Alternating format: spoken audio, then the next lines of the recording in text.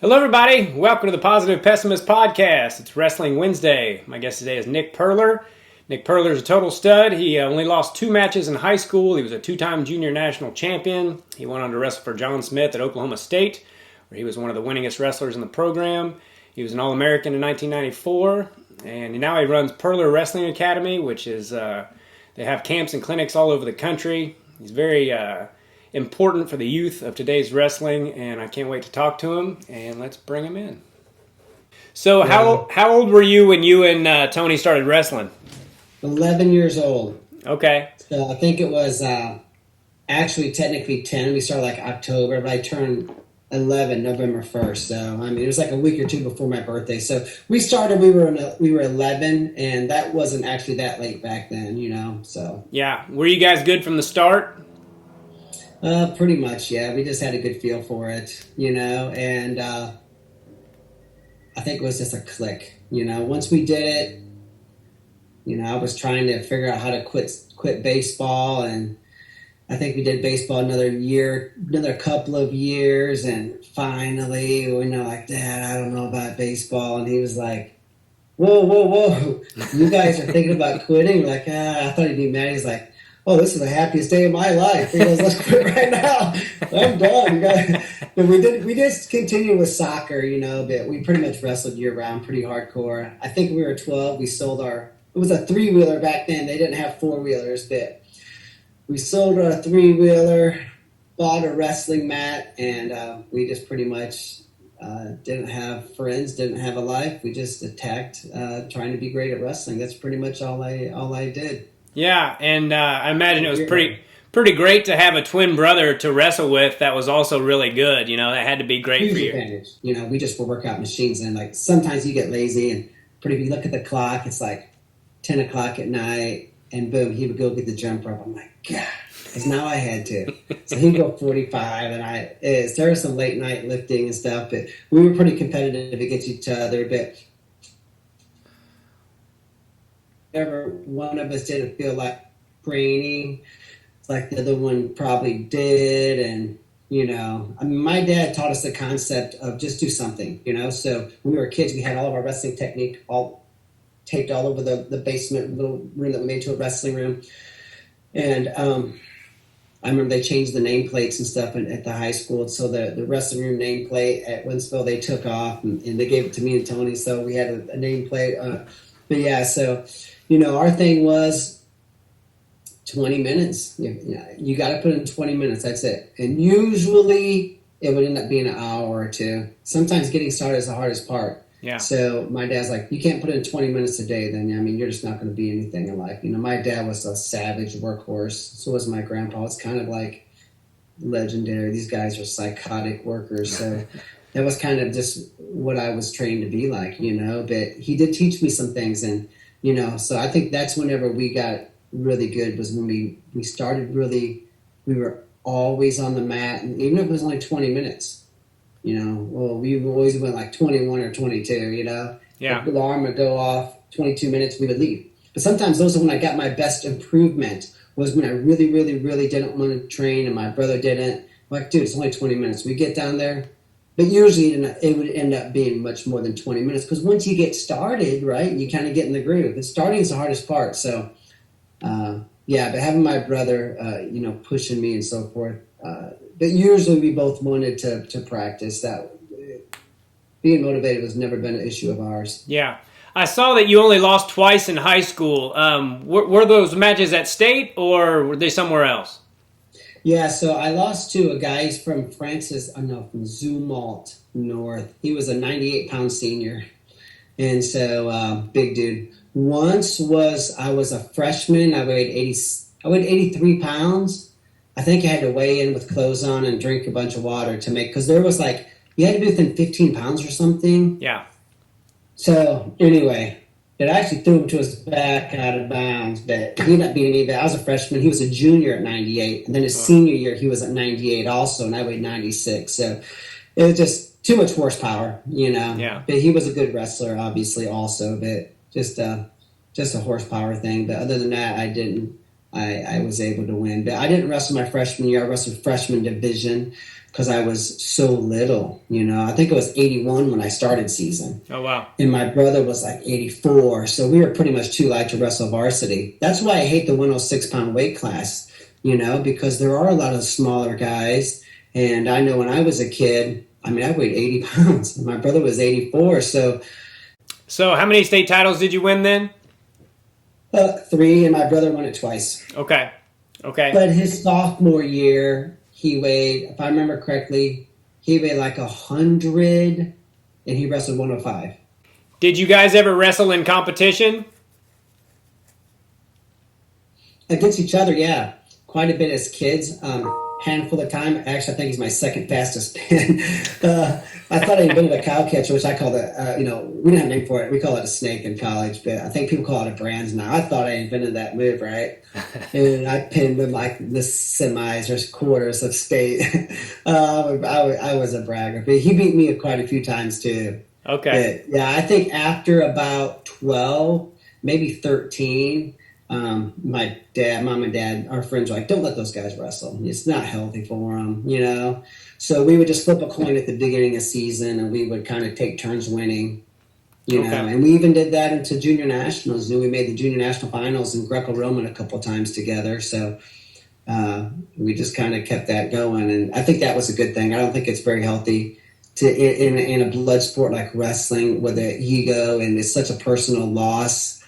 And personal win, too, let's be honest. So I don't think it's a good thing for brothers and sisters and stuff to compete against each other. So I think that was a good thing. But we did for a couple of times. Well, actually, one time in high school we did, too. There was our high school coach. He was a wrestling coach. He was a PE teacher, Coach Woodard. He's a good dude. He had a wrestling, like 2-week wrestling. It was like like you do baseball, and what do they call it? It's a lesson or whatever. We're doing wrestling for 2 weeks, or 3 weeks, whatever. And we had a legitimate tournament, and you get called out of class to go wrestle. It was pretty awesome. And then the finals of this tournament over all these weight classes was an assembly. Oh, wow. High school, 1,800 kids come to the assembly, and if you're in the finals of the wrestling tournament, you got to wrestle your finals match. He was like, I don't care about what your dad said. You boys are wrestling because this is good for the town. He goes, plus, I want to see it. And I was like, I'll wrestle him. I ain't worried about it. Tony's like, shit, let's go. And I was like, okay. So I told my dad, he's like, hey, let's go with whatever you guys want. I think I beat him by 1 point. But I think that was our sophomore year maybe. But that's probably because we went years without competing against each other. And then maybe it was our sophomore year in high school. We met in the gym class finals in front of school. Yeah. With bragging rights. It was fun. How great is that for your parents to be in the stands and their boys to be in the finals at junior nationals against each other? I mean, that's just amazing. Yeah, it was kind of cool. And then actually, I think it was his turn to win. He made the finals 5 times. My brother was pretty good, right? He made the finals in freestyle a couple times. Never won freestyle, and finals in Greco 3 times. And so, like, our junior year, it was his turn to win. And I was like, whatever. But my dad's like, Tony, you should let Nick win because, I think I pinned or teched everybody. And he was like, he might get outstanding wrestler, which is a big deal, And I was like, yeah, that is a big deal. I really was wanting to have a chance to win, but it was his turn. And Tony's like, yeah, that's fine. I don't care. And then somehow Mike Haggerty, who's a good dude, right? He was like, I talked to USA Wrestling. You guys are both going to get co-champions. Nice. So we both didn't have to wrestle. We both got to stand on the award stand together. We got co-champions, Wow. So that was kind of cool. And then our senior year, we did that again. And I think that year it was my turn to win. And so Tony forfeited to me. And so I got first in junior nationals. But 2 or 3 years later, Bob Dellinger, who was a sports writer, and he worked at Oklahoma State in the Hall of Fame. He ran the Hall of Fame. I think it was the Narodka twins from Oregon, or maybe it was the Hughes boys. Penn State, a chance from Penn State. John Russ, I chat with those guys quite a bit, actually. But they were allowed, I think even Rockets were allowed to be co-champs, and then 3 years later, the Hughes boys were. Well, then Bob Dellinger's like, hey, this is bullcrap. I got the Perlers right here. I'm at practice watching them. They should be co-champs. So he surprises us, and he comes like in the wrestling room with a big high school junior national stop sign. He gives it to my like 4 years later, but you're junior national champ. He went and got it changed. He changed the weight bracket and all that kind of stuff. So that was kind of story. Most people don't realize that happened. But yeah, anyway, so that was kind of cool. That after the fact. Yeah, that's awesome. Did you guys ever fight, or did you always get along good? Fought all the time. Okay. Yeah, it was pretty miserable. Yeah, so we got banned from each other a couple of times in college. One time, like 4 or 5 months. I'm not bragging about it, but we fought bad. It was not good. Yeah. So, I remember one time I had him down in the garage, and it was concrete floor, and I had a hammer, and I was like, and I threw the hammer and ran out. I mean, I was about to hit him, so. Wow. He beat the shit out of me a bunch of times, too, so it got pretty brutal. But the thing was, though, is when we were kids, we learned that we couldn't live wrestle together. Yeah. You know how it is. When you're practicing with someone, I mean, they could almost poke you in the eye on purpose, and you'll be like, you'll let it slide. But when it's your brother, yeah, I mean, he could pull my sock down, finishing a single leg, and I start punching him. You have no tolerance for each other. Yeah. It's not good, I guess. But some identical twins are like real lovey-dovey and stuff, I think, and like real sensitive. And me and my brother, we were just like, we fought. So when we were kids, we just put live wrestling. Yeah, we would go a long time without live wrestling, but I love drilling anyway. I love technique. I love drilling. I like learning technique. The fact that I can put your arm behind your back against your will and turn you and learn how to do stuff like that. So I was always like a technique person anyway. So that probably helped us in the long run, realizing we couldn't live wrestle because we get in fights. We just kind of avoided it. We would train, and we both got really excited about learning to become skilled. And our phrase was dangerous. We would be dangerous. We're dangerous. We're dangerous because we love technique, and we can score at any time. I'll put you on your back from any moment. You're never safe. And so that was kind of our shit talking that we had, even from the time we were 12, 13, 14, was how dangerous we were, and everything we did revolved around technique. And maybe even too much a little bit. There's other components there to wrestling, obviously, but we were into the technique side of it. So fighting on the wrestling mat during live was probably a good thing because it really pushed us into the drilling and lit a fire. Yeah. Yeah, my brother was a couple years older than me, and I totally know what you mean. I mean, we would be wrestling, and something would come over me. I just wanted to murder him, because he could beat me, and because he was older than me, and I did. Yeah, he was about the only person that I would really just get murderously mad at. So you ended up going to Oklahoma State. What made you choose Oklahoma State? Was it John Smith? Well, I didn't have a lot of opportunity. I graduated high school. I weighed 112. Okay. I wrestled 112, weighed 112. My senior year, I was a 112 pounder. My brother wrestled 119. I think he was like 16 or 17. So he had a couple of schools after him. The most exciting letter was from Villanova when Mark Schultz was running Villanova. If you watch the Foxcatcher movie, it was a handwritten letter. We got a couple phone calls. Dude, it was exciting because my dad's like, this guy DuPont's behind this program. They got planes. You guys need to go there. Well, that whole team fell apart like in 2 years. But I think the recruiting could start back then when you were a freshman or whatever. But anyway, but yeah, my freestyle coach, Shepard Pittman, he wrestled at Mizzou. Awesome guy. He was a big Oklahoma State fan, even though he wrestled at Mizzou. He was like, you guys need to go to Oklahoma State one day, the way you wrestle, whatever. So he kind of lit we had USWF magazine. We didn't get wrestling magazines. Internet, no social media, no cell phones, no iPhone. So I'm just kind of going by what I hear, but I did go to the St. Louis a couple of times, and I saw Oklahoma State, and I was like, okay, that's where I'm going to go because that's where Shep said I could go if I got the chance. He took us to the NCAA tournament one year, and I was kind of I liked watching Oklahoma State guys. I like Corey Bays. I like John Smith. I like Kendall Cross.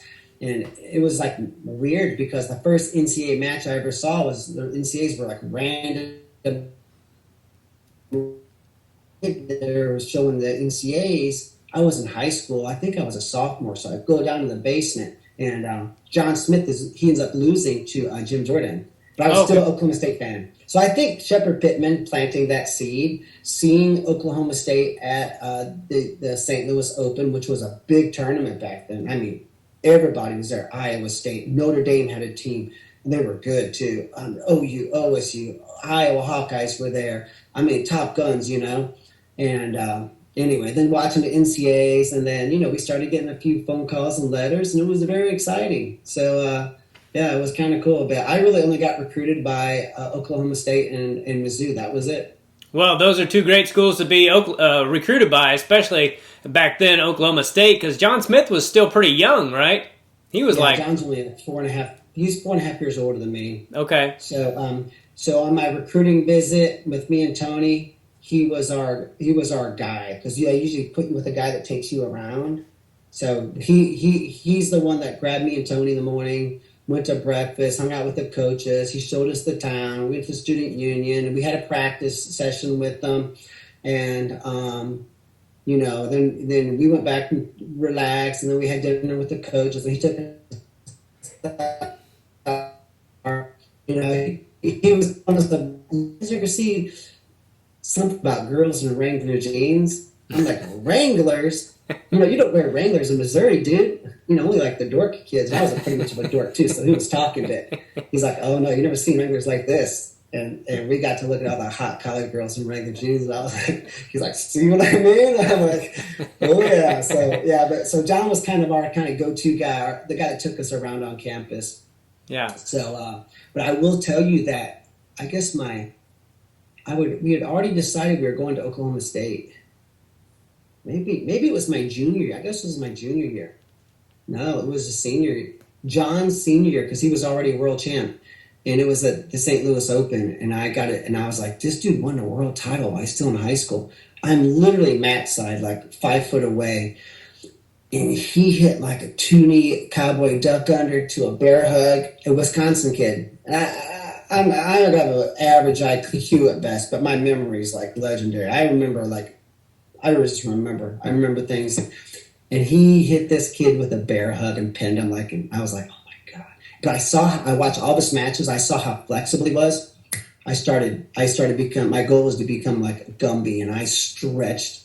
I mean, I was probably the most flexible human being in America besides John by the time I was in college, even through college. So, you know, but I did get to see him wrestle live, and that was cool. And then, you know, sometime later, the next October or whatever it was, we did a college visit, and John took us around. But it was kind of cool because he's a legendary wrestler. He was back then already, but he's not that much older than me, you know? Yeah. So that was kind of cool. So was he had graduated by the time you started wrestling for Oklahoma State, right? He was like an assistant coach? So, yeah, he graduated in 87, I think. Then he won the Worlds. Maybe he graduated. No, he graduated in 88. Then he won the Olympics. Yeah. He graduated in 88. I graduated high school in 88. So he's exactly 5 years older than me. Okay. Yeah. So, and then he was on campus for 3 years, still training. And I kind of became one of his main workout partners, probably main workout partner the last 2 years of his career, just because I was always ready to go. Yeah. And I gave him a good workout, and he beat the hell out of me. But, you know, I didn't go home a lot in the summers, and my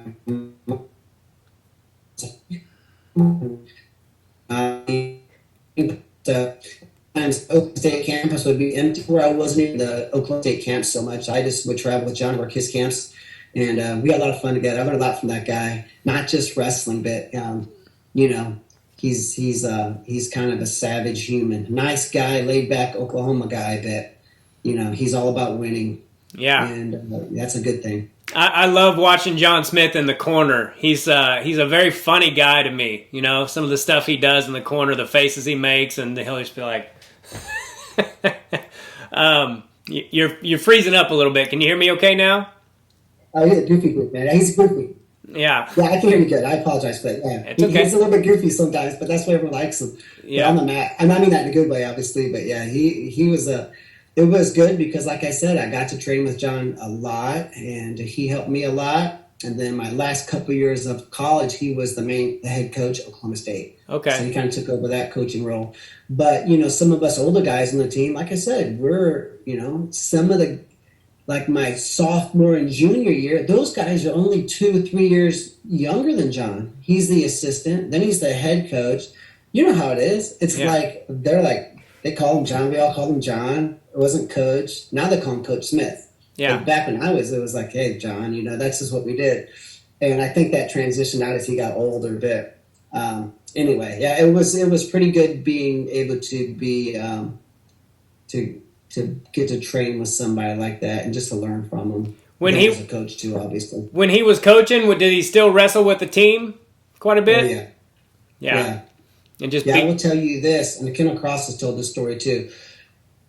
Kendall told me, he was like, after he won the Olympics in '96, he came back for one more match. It was the World Cup because it was at Stillwater, and he wanted to wrestle his last tournament in Stillwater, which is kind of cool, I mean, Kendall, the Olympic champ, you think, dude, just go out while you're on top. And he had a rematch against the Canadian who was a Soviet defect. So it wasn't but that's the kind of guy Kendall is. I mean, I don't know, maybe I would have probably just said, hey, I'm an Olympic champ, I'm done. But maybe that's why I wasn't an Olympic champ. Maybe I don't have the balls. Who knows? But he came out and he was going to wrestle at the World Cup. And he told me, he's like, I told John, I asked John if he wanted to train a couple of days. And he's thinking, okay, paybacks are a bitch, buddy. I'm a man now. I'm an Olympic champ. And I know you're probably not in the best shape of your life, but you're probably still training with the guys. But, it's time to show you that, the changing of the guard, I think is what Kendall said. He teched me about 3 times in 10 minutes. Wow. And I just realized there's another level out there. Don't compare yourself to John. You got a big match. You got a repeated Olympic finals. Don't get your confidence crushed. There's one guy out there who's special, and that's fine. You worry about, And I was like, dude, that would have crushed me. He's like, oh, he just freaking beat the hell out of me. So, wow. He's I don't think there's ever been a wrestler like him. Dude, I love hearing stories like that because I always wondered, like, obviously we know how good he was. He won 6 world titles in a row. But I love hearing... Yeah, I know. I mean, he probably could have won 10 or 12. Yeah, he was above everyone, huh? Like... I heard a story once that Pat Smith was beating up on Mark pretty good. Can you hear me okay? Yeah, I hear you well. I heard a story once that Pat was beating up on Mark pretty good, and, John was a lot smaller than him, but he starts rolling out his ankles, and then he went over there and just handed it to Pat, and you know how great Pat Smith is. So I love hearing those kind of stories about just how phenomenal. Oh, it is, yeah. Yeah. The dude was unbelievable. A guy that could just smoke everybody. Yeah, he would beat the hell out of Pat. He beat the hell out of all of them. Wow. He told me one time, he was like, Nick, I think I've developed a style of wrestling based upon my abilities and my God-given strengths that I really don't think that if I implement the style the way I'm capable, I think it's an unbeatable style. So he took it to a level where it's not just my willpower, which is a big aspect of wrestling, but it's pretty much all some of us talk about, right? It's effort and willpower. Well, there's a little bit more than that. I mean, you got to maybe learn how to get in stance, right? Or whatever. So it's not all effort and willpower, which I think is kind of a cop-out by coaches sometimes, just to preach that. But for him, he said he has a style of wrestling that he has developed, and the style is unbeatable. And only he can implement the style was kind of his thing. And I was like, this dude's thinking at a different level, you know? Yeah. But I don't think we sometimes think about developing a style that fits our strengths and weaknesses. Yeah. I mean, we do in our academy. We talk about it all the time. You know, you write down your strengths and weaknesses, and you circle the weaknesses you can't fix, and then you wrestle around those. You know, Kyle Snyder is not as fast as Jordan Burroughs. Jordan Burroughs is not as fast as Kyle Snyder. They don't wrestle alike. So that's the reason the coaches watching this who try to teach a system or a style, let's say, are really screwing up. They're trying to teach, you can't teach styles of wrestling. It's silly. You should not do it. Okay. And that's why, you know, and you look at all of the NCAA champs, all the NCAA All-Americans, they all wrestle a little bit different. But you have to learn as an athlete, you need to sit down once you get 2 or 3 years of experience and say, dude, you have no business trying to score from the outside. But when I watch you wrestle on your match, it's 2 minutes and 22 seconds. You're on your feet 4 minutes. You spent 2 minutes, because I stopped watching stuff. You spent 2 minutes and 22 seconds not tied up. You might as well be sitting in your car in a parking lot taking a nap. You have just a chance to score in there. Yeah. You know? Yeah. And the kid's like, I never thought about that. So you shouldn't be wrestling out there, you know, and you learn to avoid wrestling in certain positions and so forth because it's not where you're good at, you know? Yeah. But, you know, yeah, I think John did probably develop a good style. It's like Jordan Burroughs. You watch him, he developed a good style of wrestling. And so I think there's some, there's some similarities there. Yeah. Do you have a coaching philosophy? What's your coaching philosophy? Oh, yeah, very simple. Number one is hold position. We worry about our position more than anything. We kind of let the points sort of happen. The points are going to happen instinctively. What happens is you need to be wrestling instinctively and sort of in the zone or in the state of flow. So when you swing a baseball bat and you hit a grand slam, you didn't think about that. You don't remember swinging the bat. The bat swung itself. You worry about the mechanics of being a baseball player or a softball player, you know, learning to find the ball with your eyes and then sort of let your instincts take over. So our philosophy is to hold position, score every chance we get. So positioning is used. There's 4 areas that we focus on. Your positioning is number one. Well, one of them. It might not be number one for you. You might have awesome position. For you, it might be sort of your mental game. So number 2 is your mental game. We need calm, cool, and collected. We like to evaluate our wins and losses with intellect, not emotion. Number 3 is hand fighting, moving your feet. Right? There's something called wrestle to the leg. So everything we do is systematic. So even we have a takedown system. Push, pull, hit, pick, post, pass, and fake. There's 7 setups to the sport of wrestling. We can even do some combos there. So we call that dynamic wrestling, dynamic drilling. You collar tie me, I might fake, elbow, pass, push, and score. There's 3 setups and direction changes and level changes taking place. So we learned that. And the last thing is technique. And all of our technique revolves around the common positions, but they're prioritized. So, for example, you know, when you're a 5th-year wrestler and you have to half Nelson counter.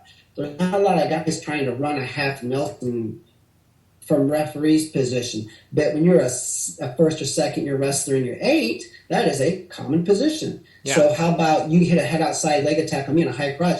I might shoulder slip around the corner. That's common. That's not common in the league wrestling. So there's common positions that are common to every match, but there's also sort of some that are not common. So we broke down into 4 levels, which is our basics, phase 1, phase 2, phase 3. It's actually it was a DVD system, you know, like Colton Schultz drilled that. Stefan Ishik, his dad has an amazing testimonial on my website, and I chatted with his dad a few times. He built his son's whole wrestling curriculum around our DVDs years ago. Nick Lee, there's a bunch of some famous guys that used it. It was a DVD system, now it's an online program, but everything is broken down into basics, phase 1, phase 2, phase 3, just like there's a belt system in martial arts and jiu-jitsu, and there's also levels in gymnastics. You know, gymnastics is smart and they're organized. So if you're a level 7 gymnast on the balance beam, you're doing the level 7 stuff. Yeah. All over America. What do we do in wrestling? We'll have a 5-year-old practicing a Russian 2-on-1, and we have 18-year-olds who wrestle 9 years practicing half Nelsons. We're like, dude, it's a wonder we're winning it all. You know, there's no organization. So for me, I'm very organized and extremely ADHD, but I get locked into things. And so I got locked into coaching. And so I just sat down and decided to organize the sport. And, you know, I think that was 2005. Our kind of system came out, and we've revamped our whole academy curriculum around positioning, drills and skills, the mental game, which, you know, that can go into great detail there. As far as, you know, being nervous is normal. Being nervous is a call to action. Being nervous isn't bad. Being nervous just says your A game is required. If I'm nervous about a test, I should study a little bit and my nerves calm down. You're nervous before a big match. You should be intellectual and say, what's got me nervous? What can I do to, and you develop a game plan. So we kind of have a little talking points and systems for all 4 areas, whether it's positioning, mental game, hand fighting and moving your feet, and the technique, as we discussed, is built around those phases and levels. So we have a big philosophy, and that has not changed much, probably in 16 years. Okay. Were you good at the mental aspect of wrestling always? I was very good at it, and probably, we all have like little lapses, right? So like Serena Williams will lose her backhand in tennis if she doesn't practice it today. Well, you will lose your mental game. Look at Jordan Burroughs, defending Olympic champ, goes to the Olympics and goes 0-2.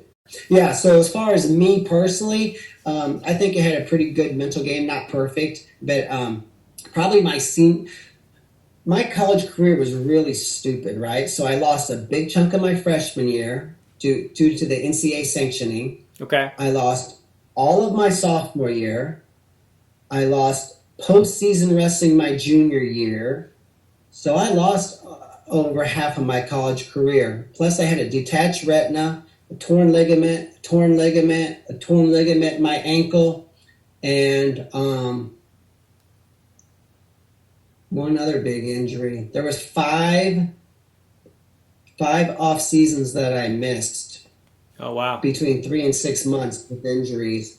So I really had a crappy college career. And so my senior year, I was a big weight cutter my freshman year. There was 4 guys that were All-Americans my redshirt year that I had beaten. 4 guys were All-Americans my redshirt freshman year when I started, who were All-Americans, but I didn't place. I was just cutting so much weight. Me and my brother should have went to different colleges. Okay. I mean, it was unbelievable the weight that I was cutting. And then lost my sophomore year. Junior year, I was ranked number 1 in the nation, and then couldn't wrestle in the conference or the nationals. My brother won the NCAA title that year. Then my senior year, I'm ranked number 1 in the nation, and I got 7th. So that was the year where I just put so much. There were so many eggs in one basket, and I didn't enjoy wrestling. I just wanted to get it over with and win. Yeah. And that was not good. The guy that won the NCAAs, I took him down and let him up in the All-Star match. But he ended up, so there's a decent chance I could have won that bracket. But, it's interesting. I watched Chris Perry, who my wife and I used to actually babysit him and he was a little kid in Stillwater. And Mark, too. They were little kids, and my wife and Kathy are still really good friends. That's John's sister. So anyway, so we used to watch those little guys all the time. But after Chris won his first NCAA title, he goes into the tunnel, and he's giving his brother Mark a hug, and he's kind of crying. He's saying, it's over. And I thought, dude, he's not happy that he won. He's relieved that it's over. That's a dude that had a lot of pressure on himself. Yeah. And that's why I think I'm a big Phil Sanderson fan. And Pat Popolizio seems to have some things figured out, too. So does Rob Cole, though. Tom Ryan, too. I mean, these guys, so you see wrestling has shifted mentally to being a little bit more, not laid back, but a little bit more, let's think big picture. Let's not, because I knew a guy, he was the sports psychologist. I think they call them performance coaches now, right? At the Olympic Training Center, Beasley Hendricks. He had passed away a few years ago. He was a good dude. I never met him in person, but I bought his book. I talked to him quite a few times. He said, my most successful athletes are my least happy. And I was like, why are your most successful athletes the least happy? And he was like, these people are miserable. And I think that's the concept, right? And so I think that, when you see how relaxed, not laid back is not, they're relaxed. How relaxed some of these athletes are nowadays. And I think that you see Thomas Gilman, his personality on the mat has changed a little bit. It's not like raging bull, I'm ready to headbutt somebody. And I think Phil Sanderson has helped him. Not that I'm a big Brands fan. I'm a big fan of Oklahoma State. I'm a fan of all of these college coaches. Half of them were I know them because they were my age, but there's something there, you know. And so whenever you see Chris Perry after he wins NCAA title saying it's over, you realize that's a guy that was wrestling with a lot more than just his opponent. Yeah. Mm-hmm. And I think we all have gotten that way. And I know I got that way big time my senior year. And, you know, I've learned from it, you know. Yeah, I was definitely that way. Like, I went undefeated my senior year of high school, and it was really my main goal. And I wrestled a couple years at a junior college, but I didn't have anything left mentally for it. You know, I was just like, it took so much out of me to do that. You know, so I know what you're talking about. Not on that level, but yeah, it's all the same. It's all the same. Yeah. So, yeah, you probably didn't enjoy it, you know, as much as you wanted to do it, but you made it into a job. You know? And I learned one thing. You know, my wife was like, you're ruining your business, you're going to ruin your marriage, you ruined your part of your wrestling career. Because I was just like, I was just like psychotic about what I wanted, you know, and I didn't learn to relax. And so anyway, I remember seeing something. It was actually in this counselor's office. And it was a picture. This guy was a moron. I ain't walking out on him, but there was like a poster on the wall about put the glass down. I don't know if you've ever seen that. No. A college professor, he holds up a half a glass of water, and he's like, hey, guys, is this glass heavy? And they go, no, it's not heavy. He's like, what if you try to hold it for 10 minutes, an hour? What if you try to hold it for a day, a month, a year? He's like, your problems are like this. And so is your wrestling career, you know, your business, right? Or whatever your job is, you're in a career, you know, or maybe even just being a parent or whatever. And he was like, but if you put it down and then you pick it back up, you can do that for years. And that's how you should approach your problems. Because let's be honest, your goals that are yet to be accomplished, those are problems. Yeah. You know, those are things that you want to do. Those are like sources of stress. They're exciting, but they can be sources of stress. So I learned to relax a little bit over the years. That was probably 17 years ago, but I was one of those guys that just, I bet I had fast food 3 times in 5 years after college wrestling. Oh, wow. I was like, I'm not bragging about being disciplined. I was like too much.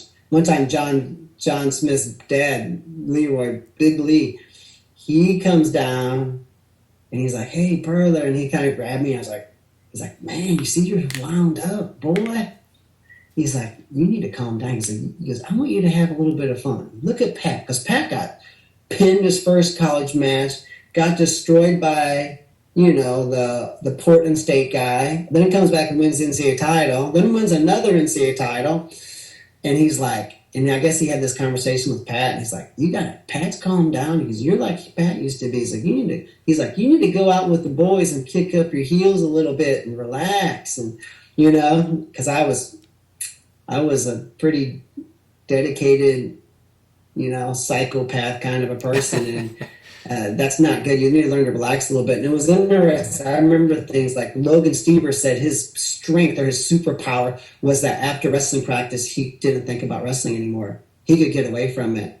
Yeah. And he goes, some people can't. He goes, I have the ability. It's called nowadays, it's called being in the present moment and all that, you know, which is a good thing. You know?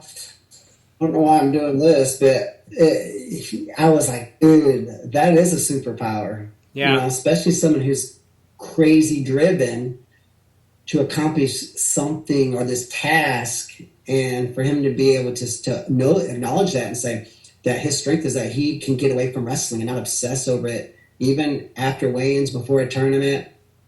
Yeah. Then you can kind of put everything into it. So when you say that when you got into college wrestling, you just didn't have the fire for it anymore, you probably were emotionally tired and emotionally drained and just wanted to break. Yeah. Because you were like turmoil inside. You're self-inflicting some damage, you know? And, you know, that's just the way I grew up and the way I lived my life. And that's the way I approached my athletic career and even my first 10 years of my business career. And it's not a good thing.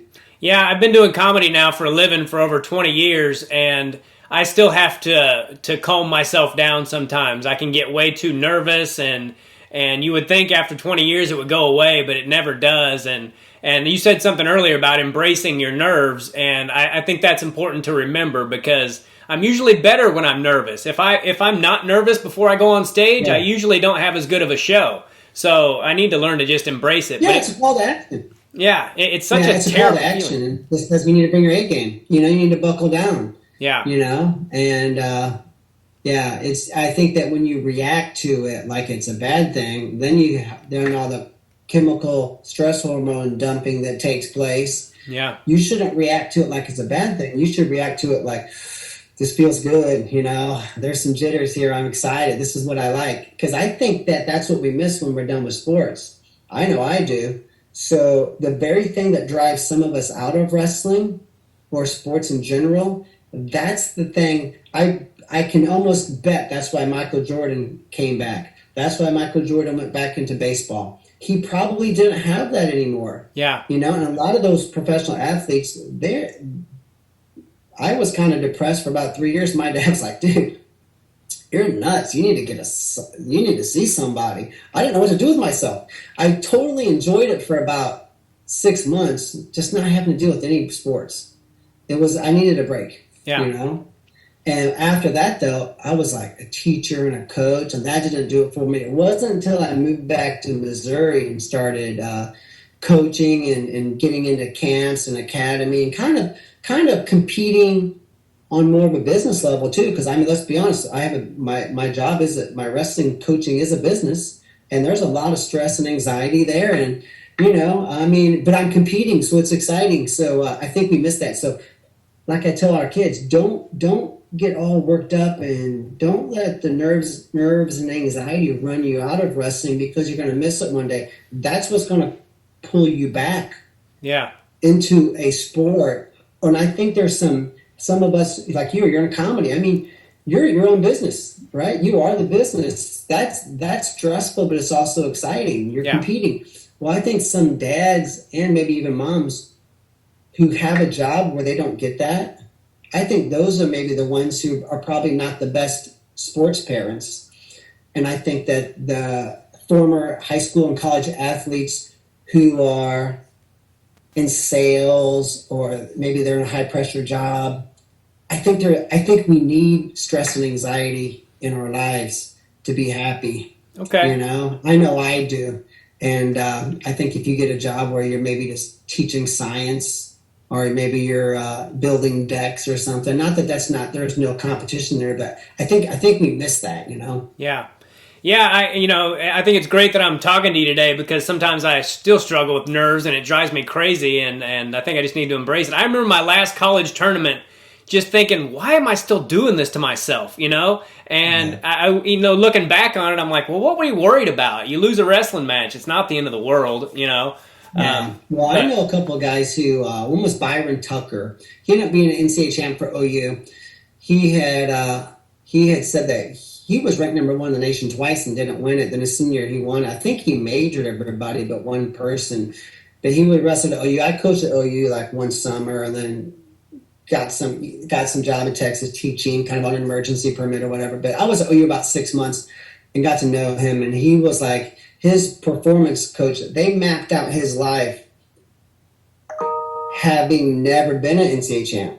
Then they mapped it out if he was an NCAA champ, and his career path was the same. They're like, nothing's going to change. You're still going to marry this girl. You're still going to have kids. You're still going to be a wrestling coach one day, or go whatever his career path was. And so he learned that nothing changes if he doesn't win, and that allowed him to be calm and relaxed. I'll tell you one thing. Chris Taylor used to help me with camps a lot, right? He studied our DVD system, which is now the online academy. And he was in California. They had their winningest year in 93-year history in California. So he was a big fan. He started coaching with me in summer and started traveling the nation, teaching our system and stuff. He now lives in Chicago. Well, he did a lot of the J-Rob camps too. And he was their coordinator out in the West Coast. Okay. So, Chris he's still a good dude. He's retired now from teaching and stuff.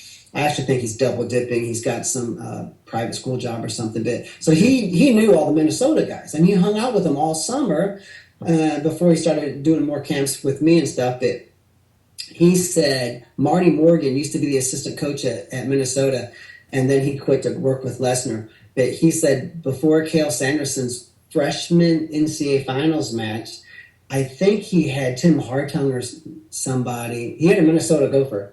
And Marty goes down to the warm-up tunnel, and he's getting his guy ready. His guy's a senior, and he sees Cael Sanderson laying on his duffel bag, throwing cards, playing solitaire.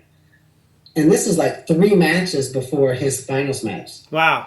And he was like, dude, we might be in trouble. Because he was like, dude, we're not losing to a 19-year-old kid.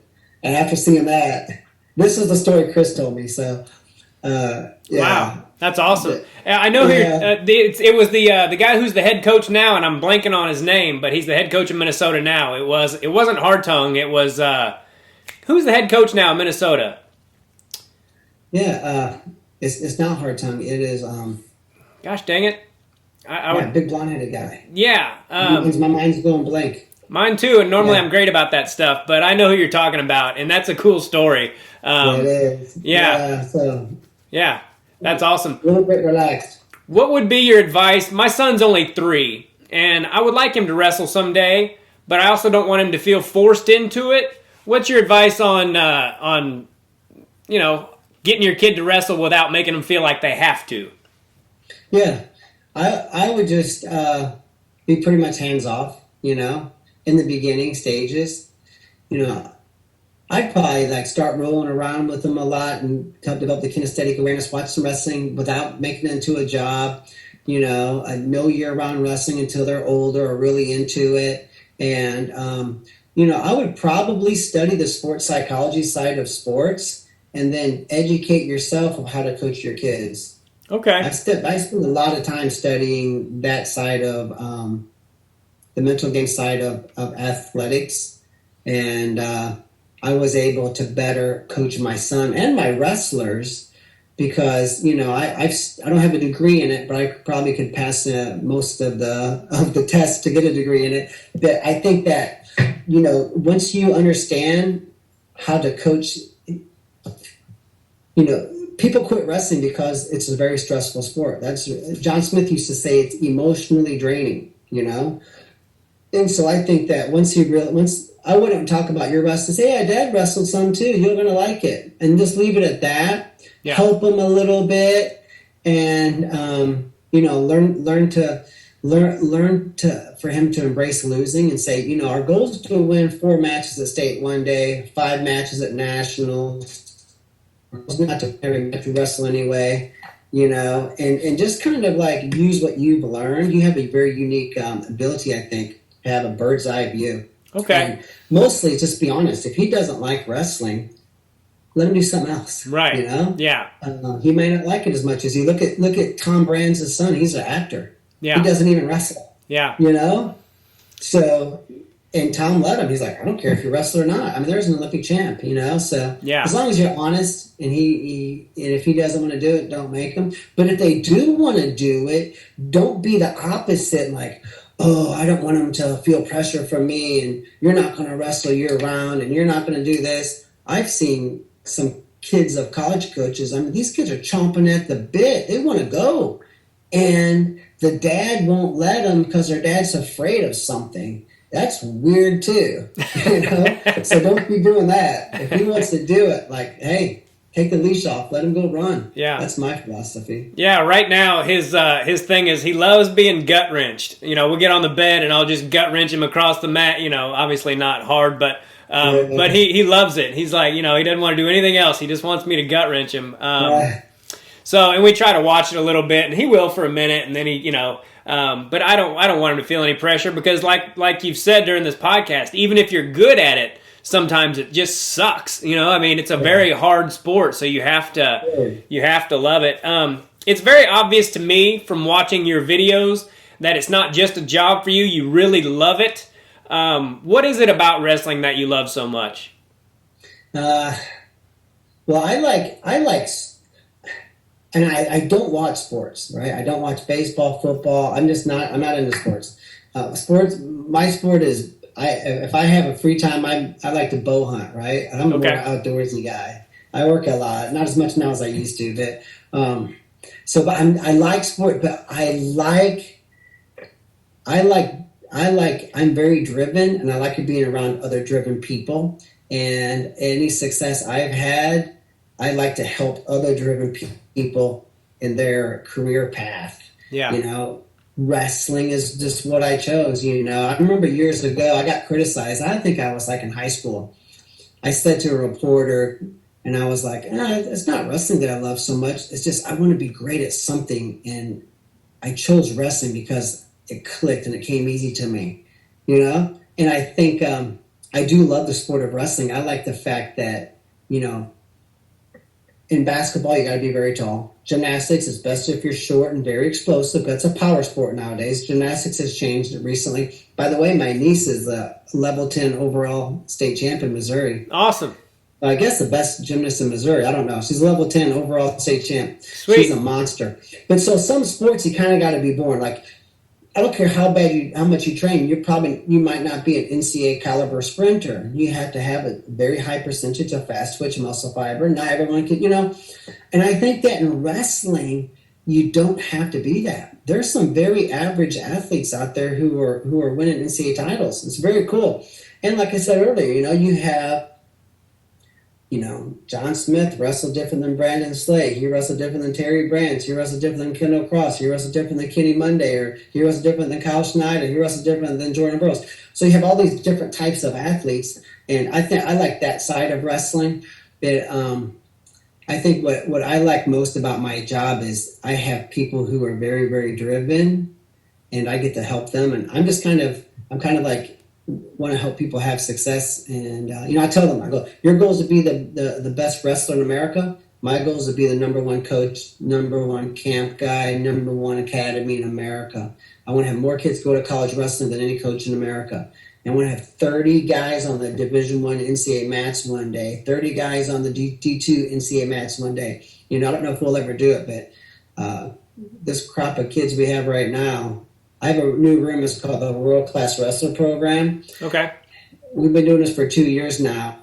At one point in time, I think this was last May, we had 32 state finalists in there. Wow. And there's like 68 kids. Yeah, they drive 7 hours round trip for that room. And I'm not exaggerating. When I say 7, I mean 7. Yeah. You know, there's probably 20 kids that drive 4 or 5 hours round trip. So we could have a lot of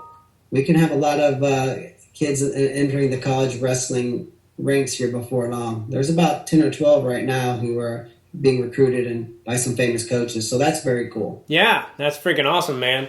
And it's not just about me either. So I have a system in place. I have a bunch of coaches. At one point in time, we had 20 locations and 13 coaches. And COVID cost us a few locations. We restructured a few things. And we do traveling camps all over the nation, 35 to 40 weeks of camp. We do all over the nation. I don't do those. I'm at my camp facility. I'm kind of on call out there for 2.5 months. So our coaches teach my sort of system, right? I just got off the phone with Gracie Barra, so I'm trying to get a franchise in my gym. I'm building a new wrestling room, and I'm going to get jiu-jitsu going out there. So what I realized was this. It can't just be about me coaching wrestling, you know? In order for our athletes to hit a new level, they need an infrastructure. So Rob Cole did not build Cornell from scratch. Tom Ryan did not build Ohio State from scratch because they like lacing up their wrestling shoes and jumping on a wrestling mat and coaching. They're CEOs. They built an infrastructure. Everything's in place. They have their assistants, their secretaries, they're this, they're that, their booster club coordinators. They have their regional training center coaches. They have their schedule. They have their sponsors. I mean, the guys, when you walk into Ohio State, he had to build all that. Yeah. John Smith had that already. He might need to build a few. They just built $1 million locker room, right? Because nowadays it's tough to recruit kids unless you have nice stuff. So they're behind big time. That's costing them. And I'm still a huge Oklahoma State fan. But I realized once I started watching Tom Ryan and Rob Cole, who I really look up to as coaches, I realized that I started 5.5 years ago revamping Purler Wrestling Academy into a big monster where, we're going to have 25,000 square foot once this 8,000 square foot adjustment is done. We have our beginners wrestling, our core skills. We have our elite program. We have our world-class wrestler program. So you have a chance to step up. Some of it's year-round. Some of it isn't. We have competition camps kids can get in on. We're building a big weight room, a 2,600 square foot weight room. We're going to have a functional training area in the wrestling room area. So our goal is to have everything but tutoring we're going to have. And so that's kind of been my path. But it's taken a while because I'm building most of these gyms out of pocket. Yeah. I'm not taking on debt, And I know that some academy guys have some sugar daddies and stuff, and that's cool. I never have. I've done everything. My son and son-in-law are out there right now laying rebar because we're laying footings right now at the gym. So, we're kind of old school in that way. So, we have a Dollar General in Centralia, Missouri we bought, a old one, obviously. We fixed it up, so we have training out there now because COVID cost me my Columbia room. And that was a monster of a program we've had for 20-something years. But anyway, so anybody who lives close to our core area here in Wentzville has access to an infrastructure. And they like it because it's not just Nick anymore, Now, I still travel a little bit. Well, I only go to twice a week I coach. But my coaches have, like, satellite gyms. Like Ty Lathan's a hammer of a coach. And he's in Helias, and my son goes to Hannibal, Palmyra, Missouri. Okay. And so he goes up there on Monday. So we still have these locations we branch out to, but there's, weekends we have like little meeting grounds for our competition camps and things. So, but I think it's important for our wrestlers, even sometimes when practice, we have other coaches there. I don't run practice like these other guys do it. I think it's important for our athletes, whether they're 7 years old or 18, to realize that it's not just about Nick Perler, and it never has been, but I was the guy doing the coaching, right? Yeah. But I want to build an infrastructure so everything's in place. So, hey, you plug yourself into this. There's a weight room there. There's a strength coach. There's a Greco-Roman league. There's a freestyle team. There's a girls programs. We have coaches. I pay for them, and I pay them to travel to the big national tournaments. So we have a national tournament circuit we do because we're academy, we're not club, right? Yeah.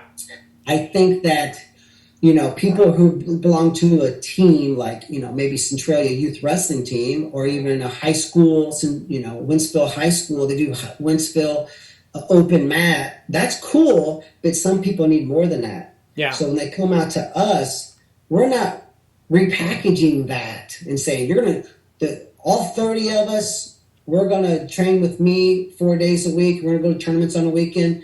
It's kind of club. So a lot of academy has went club, and I think those kids are stunted. And I think staying academy where all of my kids, they're still trained with their teams and their high school coaches. Plus, I'm not like butting heads. I'm not stealing athletes.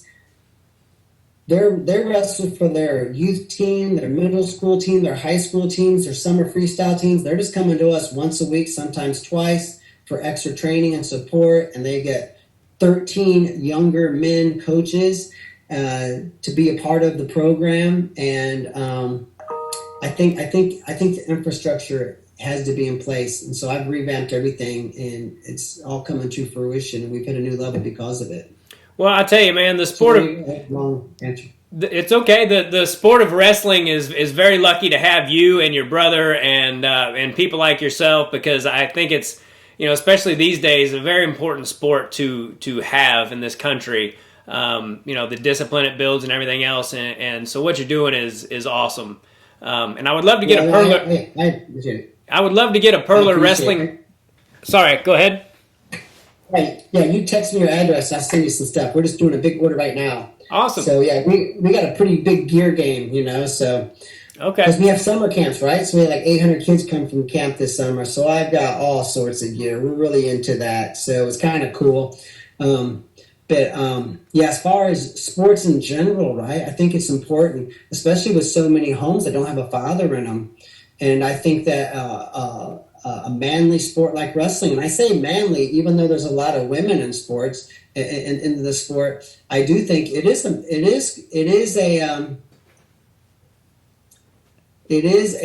a tough guy or tough girl sport. And I think there's girls that want to do they want a tough combative sport.